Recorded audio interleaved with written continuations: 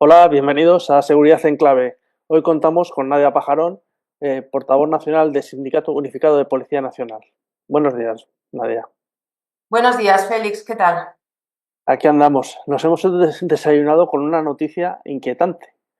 Es la filtración de datos personales de policías nacionales y guardias civiles.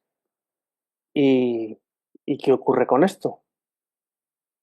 Pues efectivamente hace pocos días saltó en los medios de comunicación esta noticia de que ha habido una brecha de seguridad y se ha accedido indebidamente a bases de datos policiales muy relevantes como Sigespor o incluso la propia base de datos del DNI. Y a nosotros nos llamaron compañeros muy preocupados, como es lógico, por su seguridad y por el alcance de este hackeo.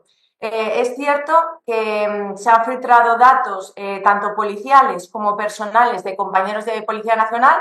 De hecho, el alcance de esta brecha de seguridad afecta a unos 130.000 agentes.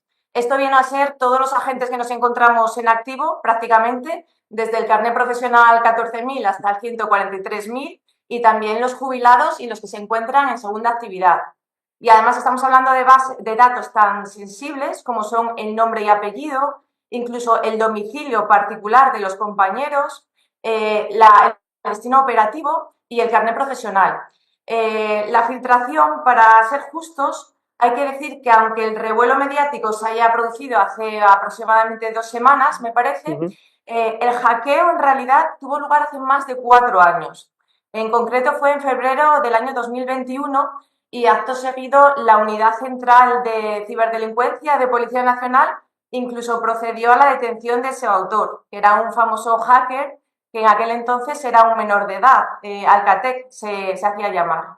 Una cosa, es decir, Sí, la filtración eh, es del número de placa, por así decirlo, del número de agente y el nombre, apellidos y DNI y domicilio. Es decir, exacto, el carnet profesional, incluso el destino operativo donde se encuentran destinados los policías, perdón, también se encontraban estas bases de datos de las que robaron la información, el hacker. es decir, que unos delincuentes pueden averiguar a través del número de placa, el número de agente, eh, dónde vive esa criatura y su familia. Pues exacto, precisamente ahí está el kit de la nueva noticia, en que esas filtraciones que se han producido ya en febrero del 2021, parece ser que este hacker, según comparecencia de los compañeros de la Comisaría General de Información en el Juzgado de Instrucción 50 de Madrid, que es el que lo lleva, ha podido vender estos datos a dos organizaciones criminales dedicadas al narcotráfico de gran peligrosidad, como son los Miami y los niños Kim.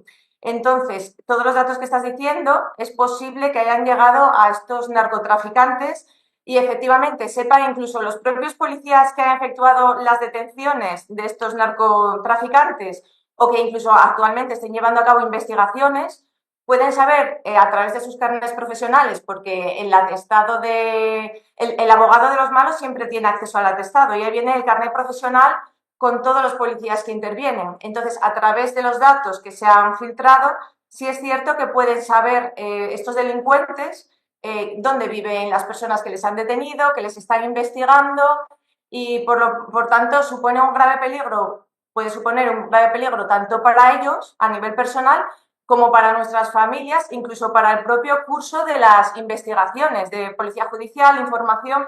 Por eso mismo, a nosotros en el Sindicato Unificado de Policía, desde el momento en que tenemos conocimiento de esta noticia, nos damos cuenta del alcance de la gravedad que esto puede tener y lo que hicimos fue registrar un escrito al Consejo de la Policía para que se nos informe de forma oficial, porque lo que sabemos lo sabemos a través de la prensa, del alcance, de la gravedad de esta cesión de datos, de cómo se ha producido esta filtración, si ha habido algún tipo de negligencia, perdón, en la protección de estas bases de datos, qué medidas se han implementado para reforzar la ciberseguridad de estos sistemas y, sobre todo, para saber qué peligro podrían correr las investigaciones en curso y nuestros compañeros.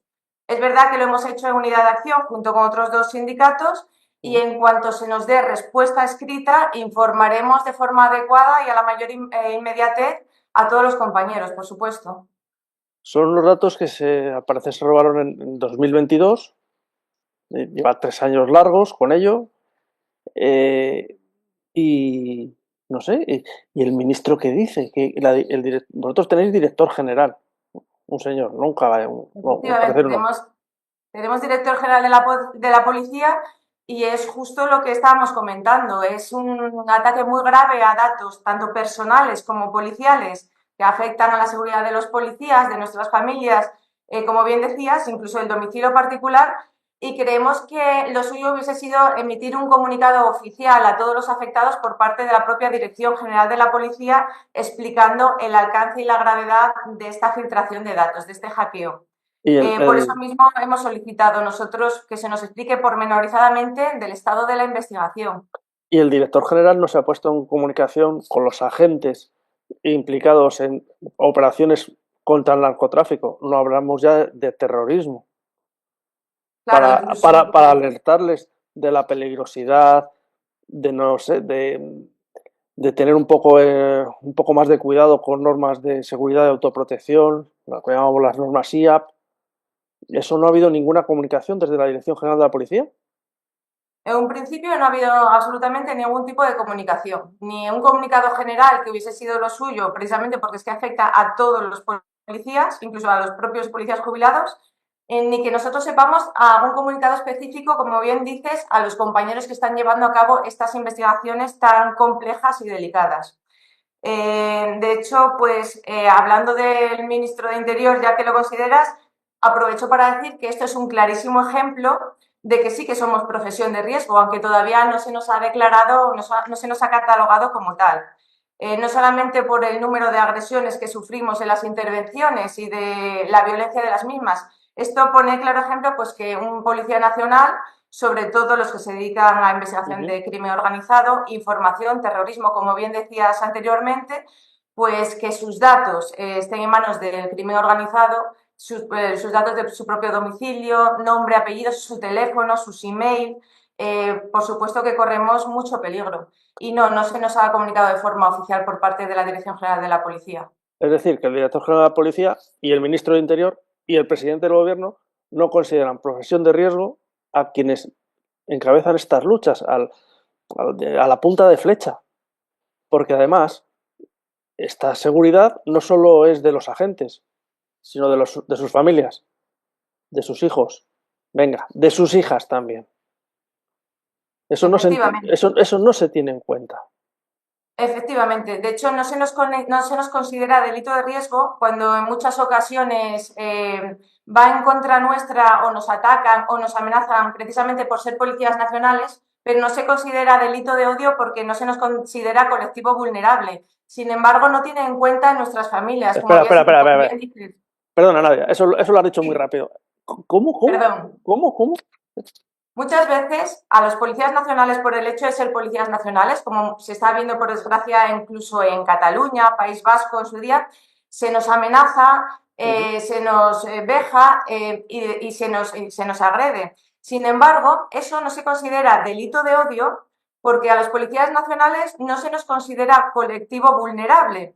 Pero, por ejemplo, en este caso, nuestras familias, un niño pequeño que va al colegio, las organizaciones criminales, por ejemplo, ahora tienen acceso a todos nuestros datos, podrían atacarles. Entonces sí que podrían ser considerados colectivos vulnerables, por ejemplo, nuestras familias, ya que nosotros pues no se nos considera como tal. Y sí que se podría considerar cara a futuro un delito de odio aquellos cometidos contra agentes de Policía Nacional o fuerzas y cuerpos de seguridad en general por delitos llevados a cabo contra ellos o contra sus familias por el hecho de ser policías nacionales.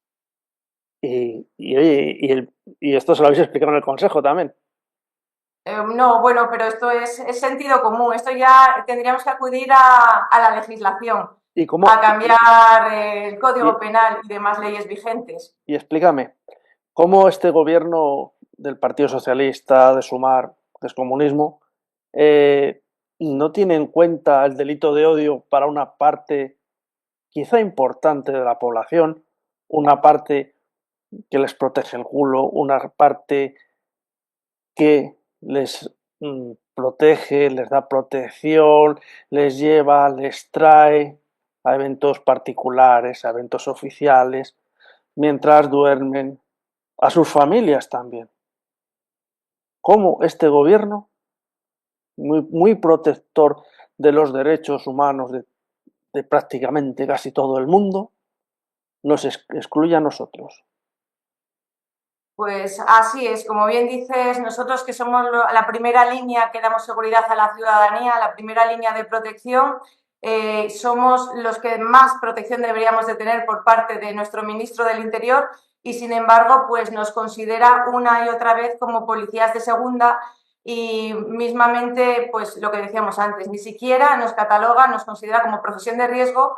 Como bien nosotros llevamos reiterando esta petición en numerosas ocasiones desde hace años, y ni siquiera nos iguala en condiciones sociolaborables ni en condiciones de jubilación, por ejemplo, con el resto de policías locales y policías autonómicas de España. No solamente hace poco ha llegado a decir que se ha alcanzado el acuerdo de equiparación, es una mentira absoluta y se ha quedado tan a gusto, sino que la brecha salarial que existe entre Policía Nacional y Guardia Civil y las policías autonómicas, como se está viendo con los Mossos o con la Policía Autonómica Vasca, es cada vez mayor y las condiciones sociolaborales son cada vez más dispares entre unos y otros. Nos consideramos con una discriminación muy grande.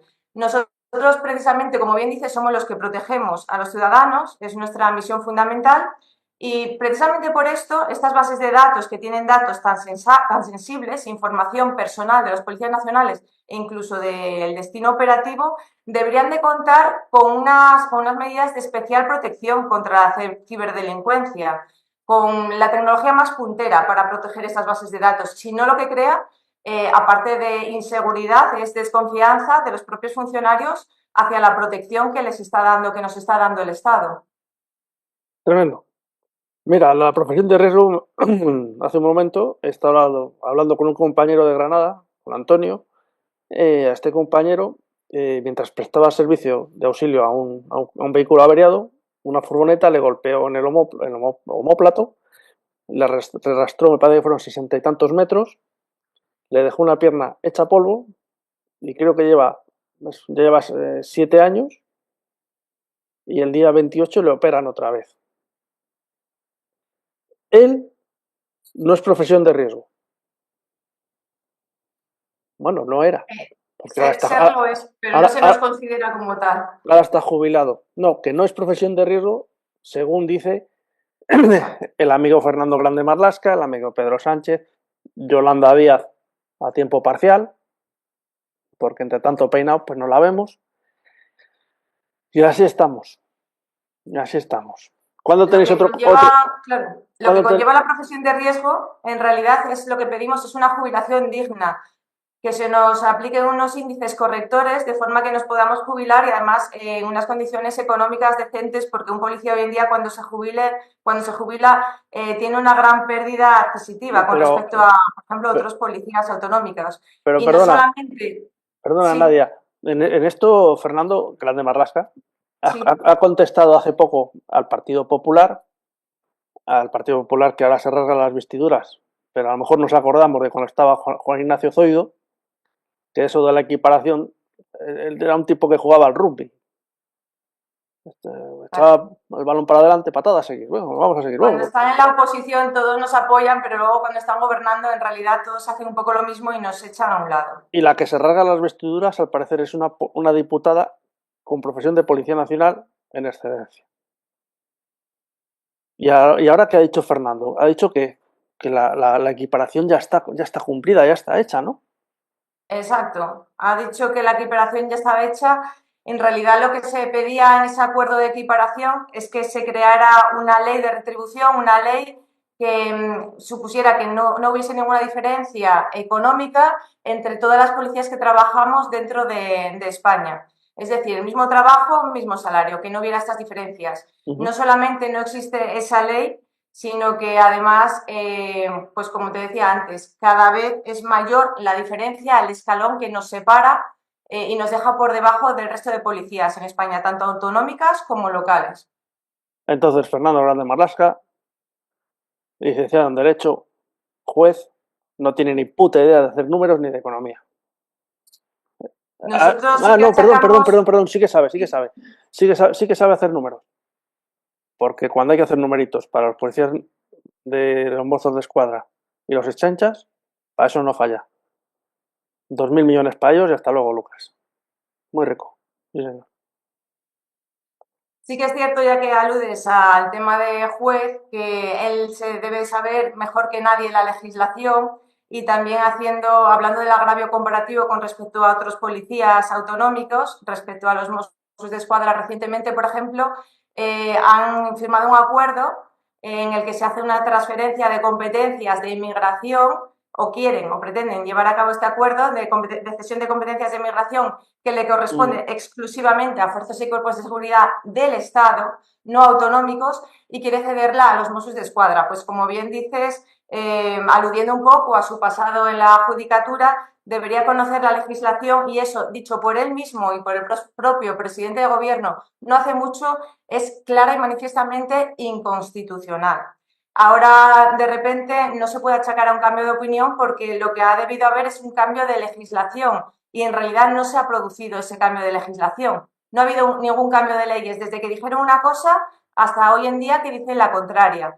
Entonces, pues precisamente por eso nosotros pedimos al ministro Marlaska una y otra vez que defienda, para empezar, a las fuerzas y cuerpos de seguridad del Estado, que somos los que protegemos al pueblo, y sobre todo que defienda la legislación vigente. 7 años llevamos ya con este calvario de fulanos. Qué asquito. Fíjate, decías de las competencias.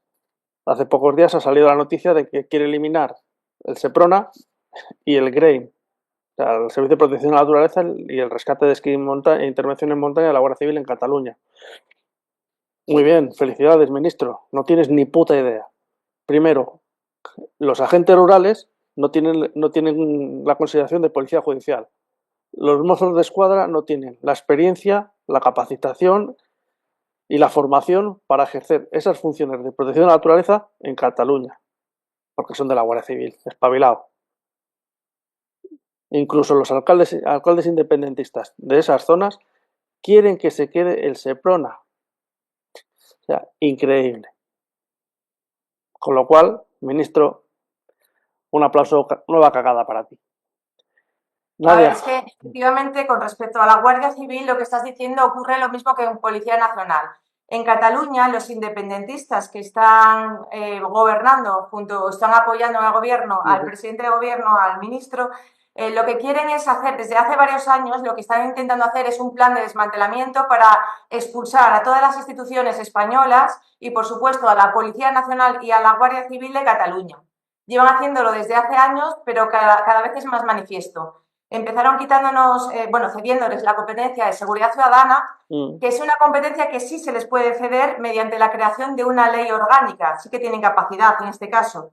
Pero en el caso de extranjería, estamos hablando de fronteras de la Unión Europea, estamos hablando, ya no se queda a nivel español, ya se queda a nivel de que somos parte de Schengen. Entonces, las fronteras exteriores exceden los límites de la propia comunidad autónoma, así como la expedición de tarjetas de residencia, que también quieren dárselas a los Mossos de Escuadra, son documentos nacionales que se expiden para identificar a extranjeros y la competencia exclusiva, no solamente en España, sino en cualquier país del mundo, corresponde a las fuerzas y cuerpos de seguridad del Estado. ¿Qué pasa? Como con lo de Seprona que acabas de decir, que pues a Cataluña quiere ser independiente, están bajo el delirio independentista que nosotros llamamos, y como nos están utilizando como moneda de cambio política el actual gobierno, pues están cediendo competencias de forma ilegal e incluso poniendo en peligro la seguridad no solamente nacional, sino también europea, en un contexto sociopolítico internacional tan grave como el que estamos viviendo ahora, véase Rusia, véase Estados Unidos, que es cuando más debemos blindar y proteger las fronteras. Eso es lo que nos está pidiendo Europa. Y aquí en España, precisamente por cuestiones políticas, estamos haciendo lo contrario. Estamos debilitando las fronteras. Quieren que ahora enseñemos a una policía autonómica cómo se realiza la protección de fronteras precisamente para que ellos cuenten con apoyos políticos. No es un objetivo de mejorar la seguridad o la protección. Todo lo contrario, como estamos diciendo, la debilita. Es un objetivo político. Y nosotros desde el sur estamos cansados de decir que con la seguridad no se juega y no se negocia. Pues muchas gracias, Nadia. Esperamos verte pronto por aquí otra vez para actualizar y desasnar al personal. Porque no solo nos escuchan policías y guardias civiles, no, nos escucha gente. Gente que no tiene o no entiende cómo un mozo de escuadra puede expedirte un DNI o un pasaporte o una tarjeta de residente. En un No, principio no, no DNIs no, puede. pero la tarjeta de identidad de extranjeros, incluso con sus propios requisitos, que son requisitos para España, porque si se lo pide como requisitos para Ujú. Cataluña, como incluso se decía de pedirles el catalán como idioma, entonces, ¿qué pasa? Que ese extranjero no puede salir de Cataluña a Extremadura, vamos a crear Claro. fronteras dentro del propio país cuando la tendencia es a eliminar fronteras dentro de Europa. Esto es un despropósito realmente. ¿Yo qué quieres que te diga? Después de la actuación de los mozos a la hora de la detención presunta del fugado Puigdemont, pues hombre, yo empezaría a quitarles las armas y darles pistolitas de agua, que es para lo que vale. Poca cosa más. Y por supuesto quitarles los vehículos oficiales, porque en un servicio de emergencia, si hay que saltarse un semáforo, con las debidas precauciones te le saltas. No te paras porque está en puntito rojo, coño. Nadia, muchísimas gracias. Bienvenida. Muchas gracias a ti, Félix, y que tengas mucha suerte en tu nuevo canal. Muchas gracias. Hasta luego. Hasta luego.